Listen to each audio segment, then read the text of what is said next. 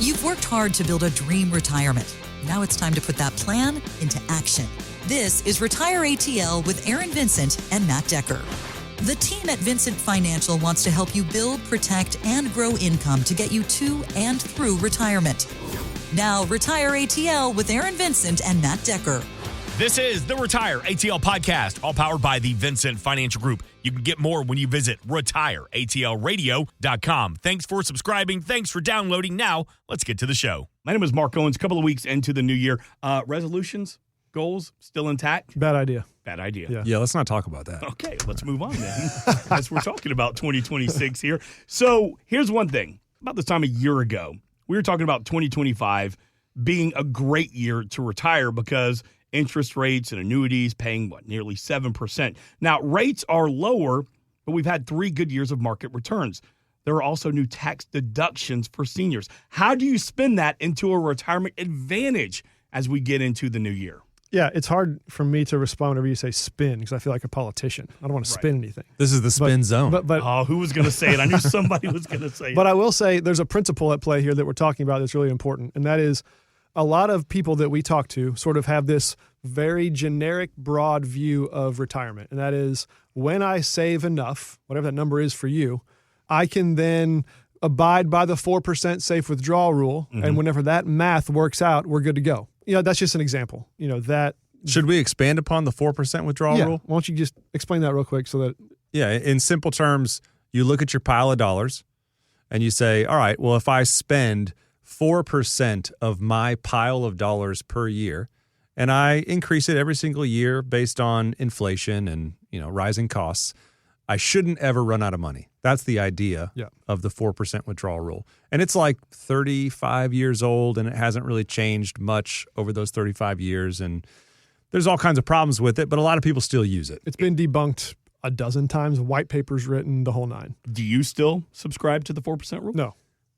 It's helpful if you have no clue kind of where you stand. You just see your pile of dollars, and you've done – as like the first line of defense of maybe what could this kind of be? Yeah, sure, take 4%, and then you're in the ballpark. The problem with it, though, is nobody spends money like that, actually. Nobody just starts with an amount, let's say it's $10,000 a month, and indexes it for inflation, increases it by inflation every year forever until they're dead. Nobody does that. Like it doesn't happen. Right. It's called like the retirement smile. You spend more in your early years, you spend less in your middle retirement years, and then you spend more at the end of life. It's not just a straight line up forever. So that's one of the reasons the 4% rule just isn't super helpful. I think a lot of times it sells yourself short, actually, which is why we would say, don't use it. Okay. Yeah. And that's helpful, Matt, to give some definition there. But I use that only as an example to say any sort of back of the napkin math, like this multiplied by this equals I can retire. Well, that leaves out so many critical, really important factors and things to consider, and if this, then that. Like taxes? Like taxes, or even if we stay in the 4% withdrawal rule just as a basis for conversation for a second, if we were to take, let's just say we took 10 of our clients who were all the same age and had a generally similar portfolio size. Let's just assume a sample set that's generally similar, all right? We're going to look at those, and they're going to be wildly different as far as their plans, their goals, their expectations. What's the makeup of their portfolio? How much risk are they taking or not taking? How much of their income is guaranteed versus how much is it dependent upon dividends or market returns? Every one of those 10 in that example is going to be vastly different. So to apply the same, in this example, 4% safe withdrawal rule to all of them, at best, it's a kind of close your eyes and throw the dart and hope it hits the board somewhere, at best. And I think to approach retirement that way, or to approach a new year or a new sort of economic reality for that year with that same, hey, this is a good year to retire because I've had, this threshold number of savings. When I hit this number, then I can retire. And if you don't take into consideration, for example, what's the landscape look like for 2026? You mentioned interest rates and, a few good years in a row of market returns. Well, what does that mean for a portfolio? Let me give you an example real quick. One of the most influential realities of a portfolio, and an income-producing portfolio specifically, is the order of which your returns come. So if we just put side by sides, let's just say that you retire in X year, doesn't really matter what year. And the first few years of your retirement, market cooperated. It was a really good market. I'm not saying it's record breaking, but it's just generally up. Right. All right. So versus you retire and the first 3 years are rough market times, generally down. Well, just that phenomenon by itself is a huge, like the sequence of returns, the order of which your returns come. Getting decent returns early changes the entire trajectory of your portfolio, therefore your income, et cetera. You don't understand. I'm really good at this. I don't get bad returns. Look at my portfolio for the last 10 years. Yeah. I've never had a bad year, so sequence of returns doesn't matter to me. Right. Well, Matt, I love your Said no facetious one game ever. playing because, Mark says people all the time. Like, there's a reality of, and I hope none of our listeners are in this camp. If you are, you have got to reach out to us because the last 10 years, I'm not going to say it's been easy to make money, but it's been generally positive, generally smooth market times. A few blips, but generally smooth. And if you're assessing yourself or even your current advisor for that matter, based on how things have gone for the past 10 years and say, well, it must be going well because the past 10 years has gone well. I will say this to you. That is going to get you in serious trouble. Mm-hmm. You will have some serious regret if that's the only way you've assessed it. Because I can guarantee you one thing. We can't make very many guarantees in this business.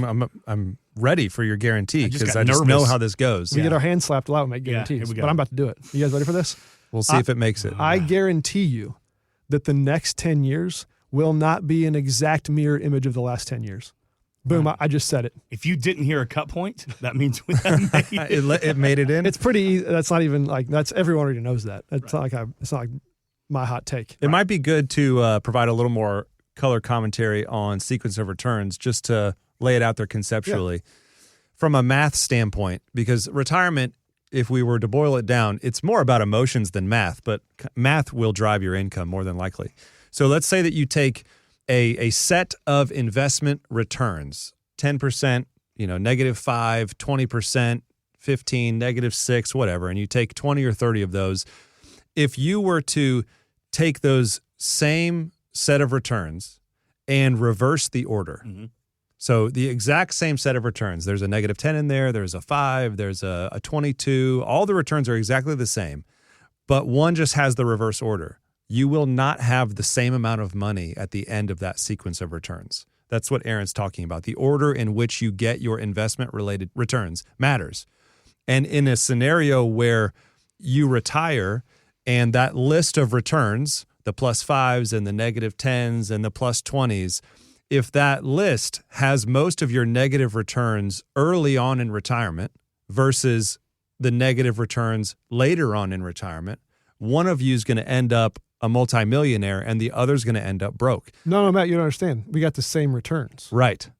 But if you get your losses early, it's much more likely you run out of money. Right. If you get your losses late, you hardly feel the impact at all. And so that's why we're talking sequence of returns, because there's one thing that no one can control, and it's the sequence of your returns. No one knows when those losses are going to pile up, 2 or 3 bad years in a row. No one knows when that's going to happen. So you are totally reliant. If you're in a portfolio where the majority of your dollars are in the market, you are totally reliant on the timing of the market to dictate your success or failure in a way. Because no one knows when those losses are going to come, but they will. They always do. And so the question should be, if you're listening to this and you're thinking, okay, well, I'm hearing this is making some sense, but what do I do? Well, I'll just ask a question. How do you know what your portfolio will do, what it will look like, let's just say after 3 years of rough markets? Or how will you know, do you know, what your portfolio will do, how it will look if the first 3 years are good markets? Have you even had that analysis, that stress testing, that peek around the corner? Have you done that yet? If you haven't, I would tell you, you do not have a financial plan or anything resembling one. All you have is an investment plan, and you hope the 4% safe withdrawal rule works out for you. And you hope your losses come late and not early. Hope and a plan. If you'd like to stress test your plan, it's actually pretty simple. All you got to do is go to retireatlradio.com. That's our homepage there. We've got a nice little easy button you can click on to book a discovery call with us, where we chat with you about what your goals are, what your hopes and dreams are, talk about retirement, see if we might be a good fit for one another. It's a great, easy process. Part of that process includes stress testing your current retirement plan. On that note, real quick, what I'll say, one of the things that makes us different, we had someone drive to our office recently for an appointment for one of these kind of intro conversations, and they drove all the way from Jonesboro. Now, our office is in downtown Woodstock, the exact opposite side of town. Yeah. Took them an hour and 15 minutes to get to our office, and that was probably on a light traffic day. But I said to him kind of jokingly, I said, hey, you guys probably drove past 20, 30, 40, I don't know, other financial planning firms. You could have exited early and went there, but you came to us. And they kind of laughed and said, yeah, let me tell you why. Because we heard you on the radio and we heard about your process. And so I want to just clarify that real quick. One of the things that Matt and I didn't like about this industry, if you can call it that, or the financial services world, is that if you're going to interview financial planners or, kind of an investment manager, if you're seeing the retirement kind of light at the end of the tunnel and you want to start to get serious, ultimately you're going to get a lot of pitches from these firms about what their track records are and what they'll do for a lot of promises.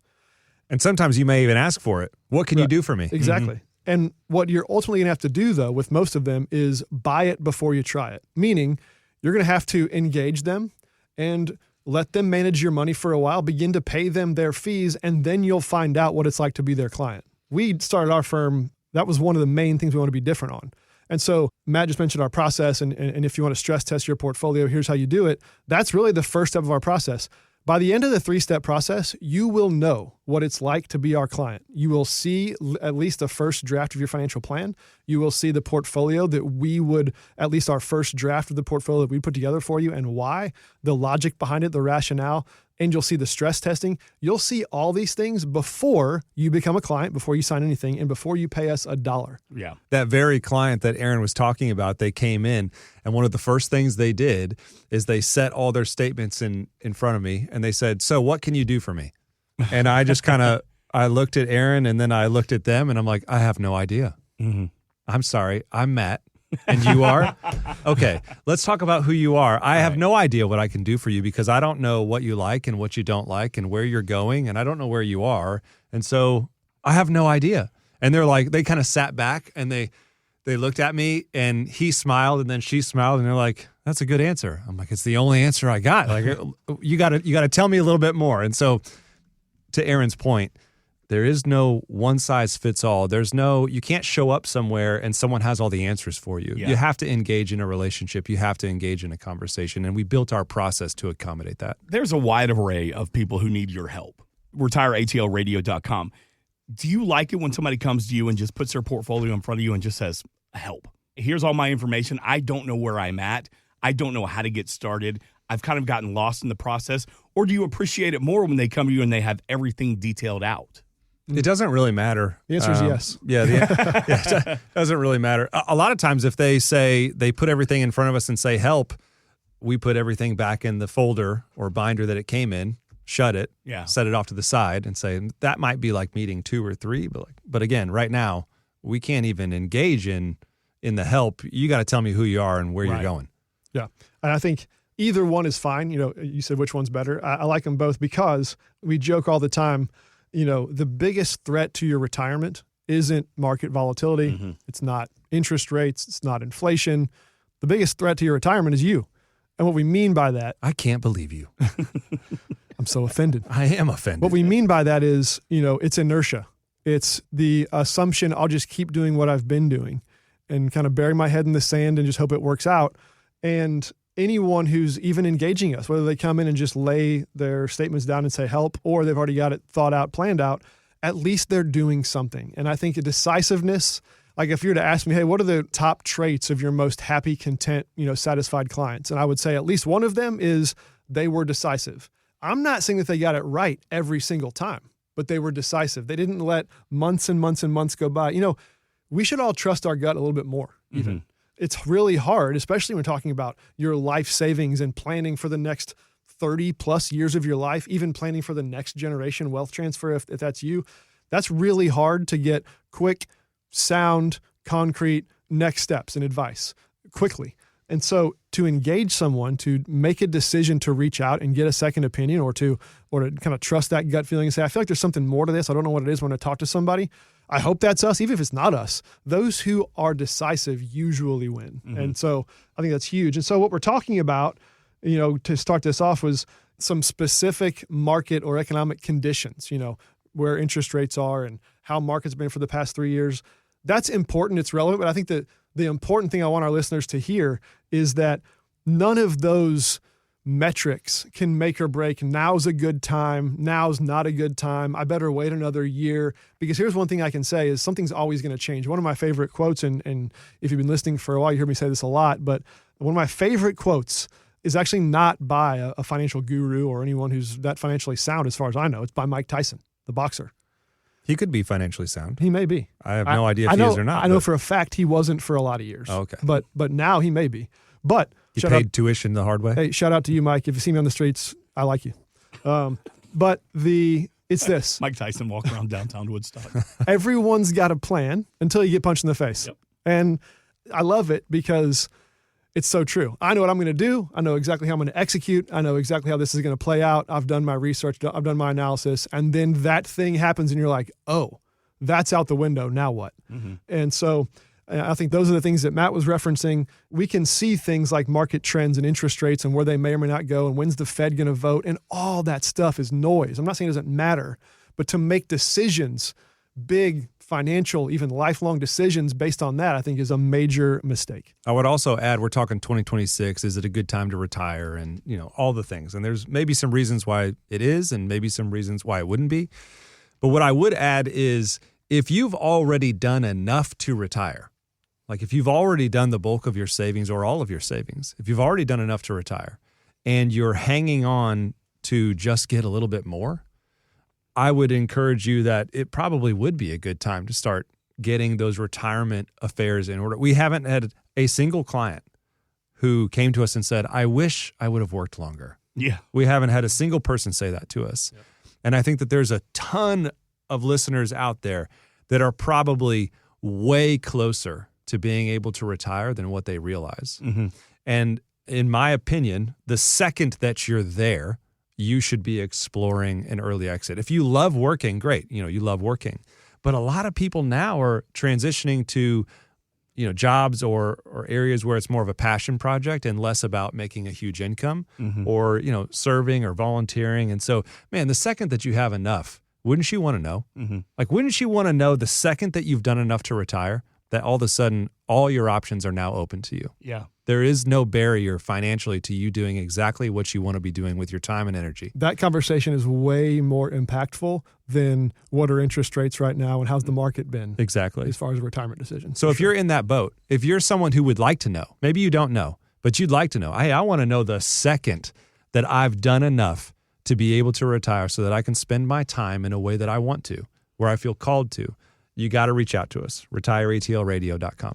There's people listening this weekend that are all across the spectrum of, I know exact dollar amount in my 401k, my investments, how much risk is in my portfolio. I know it down to the dollar. And there's somebody listening this weekend that goes, I don't even know how much my employer match in my 401k is. It doesn't matter where you fall. If you've got a question, we invite you to reach out to the team at the Vincent Financial Group, retireatlradio.com to get more. And when we say downtown Woodstock, we don't mean like 5 miles off the beaten path in Woodstock. We went to an event at Mad Life not too long ago, and Matt literally parked at the office and walked to Mad Life. Yeah, I did. That's how close you are. Yeah. So when we say downtown Woodstock, we mean, but they can. And it was cold. And it was, but you got your steps. That's right. I even offered him a ride. I said, he's like, no, I'm right here. I need my steps too. So good on you. Good on you, Matt Decker.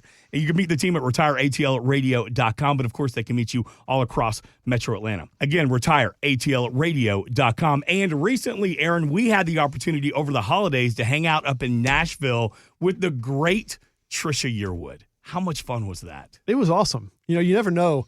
Whenever you're going to meet a celebrity and you're going to be kind of on their turf, and you never know what are they going to be like. Is this going to be fun? Is it going to be a good conversation? Or is this going to be sort of a, I don't know, kind of a rough, short, they're just here for the handshake and the picture and get out of my office, kind of thing. You don't know what to expect with some of those personalities. She was great. Yep. It was such a fun conversation. I've been a fan of hers and Garth, her husband, for a long, long time. And to see her in her element, she's a down-to-earth person. She's Yeah. a Georgia girl. Yep, young Harris. It was awesome. It was a great time. I didn't get invited. Did we not invite him? He got invited. Did He just couldn't No, come. it's in your probably in your spam folder. Oh, yeah. I got invited like an hour before Aaron was leaving. Crap. I wanted to bring I my wanted to wife. say yes, but I couldn't because I got invited too late. I wanted to bring my wife instead of Matt, so I invited her.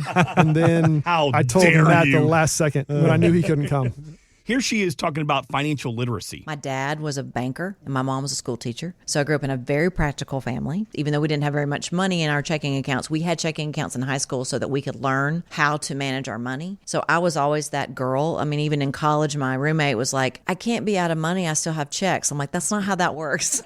And then when I went to Nashville and I finished at Belmont, I majored in music business. And the way it helped me was it's not that I knew everything about the music industry, but in those first meetings especially, I had enough knowledge to be in the conversation. You're responsible for your business, whether you know how it's run or not. It's what you do every day, education and information. Yeah, I think she's talking about the fundamentals. She's talking about the basics, and I think those go a long way. It's one of those things where, yeah, the fine-tuned planning for income planning and how taxes will affect that and future sort of stress testing of markets and all that kind of stuff, that's pretty big details. But the fundamentals of things, hey, I need to spend less than I'm bringing in each month. If you just have that down and you've saved for, a couple of decades, you're probably in a much better place than you even realize that you are. Fundamentals are important. I also think that it's easy to knock the people who are not financially literate, but at the same time, I remember when I got my first checkbook and there were all those checks in there, and it's like, dang, I'm rich. Like, look at all this opportunity to spend money. And then the same thing, you get a credit card and you're like, oh man, I can buy anything. I'm a 20-year-old kid and I got a $2,000 limit. Like, I can do anything. You had that right? Black American Express and you're like 21, didn't you? Yeah, right. I got a free T-shirt. So I get it. It's easy to get sucked in to the financial world and get in over your head before you even know it. Right. Whether it's writing checks you can't cash, whether it's putting things on credit. Now they've got, everybody's done with their Christmas shopping, but I'm sure you saw all the layaway, like what do they call that? Where you just pay. Buy now, pay later. Buy now, pay later. But yeah, there's like a specific brand for it, I guess. But you can do it everywhere. Mm-hmm. You can buy your vitamins in monthly installments. Yeah. It's like the most ridiculous thing in the world. $1 a month. Plus a 30% interest on those vitamins. Yeah. Yep. But it's all about the education and the information from the team at the Vincent Financial Group. And if you hear anything on this weekend show, we invite you to reach out at any time. That initial consultation, no cost, no obligation. As we mentioned a little bit earlier, whether you have your portfolio down to every last detail, you just need some guidance, or you're just getting started. RetireATLRadio.com. From the homepage, you can schedule that appointment. You can also meet the team. Again, RetireATLRadio.com. Insurance products are offered through the Insurance Business Advanced Planning Group. Vincent Financial Group is an investment advisory practice that offers products and services through Impact Partnership Wealth, LLC, IPW, a registered investment advisor. IPW does not offer insurance products. The insurance products offered by Advanced Planning Group are not subject to investment advisor requirements. Advanced Planning Group and IPW are not affiliated companies. Investing involves risk, including the potential loss of principal. Any references to protection, safety, or lifetime income generally refer to fixed insurance products, never securities or investments. Insurance guarantees are backed by the financial strength and claims-paying abilities of the issuing carrier. This podcast is intended for informational purposes only. It is not intended to be used as the sole basis for financial decisions, nor should it be constructed as advice designed to meet the particular needs of an individual situation. Vincent Financial Group is not permitted to offer, and no statement made during this show shall constitute tax or legal advice. Our firm is not affiliated with or endorsed by the U.S. government or any governmental agency. The information and opinions contained herein provided by third parties have been obtained by sources believed to be reliable, but accuracy and completeness cannot be guaranteed by Vincent Financial Group. This podcast is a paid placement.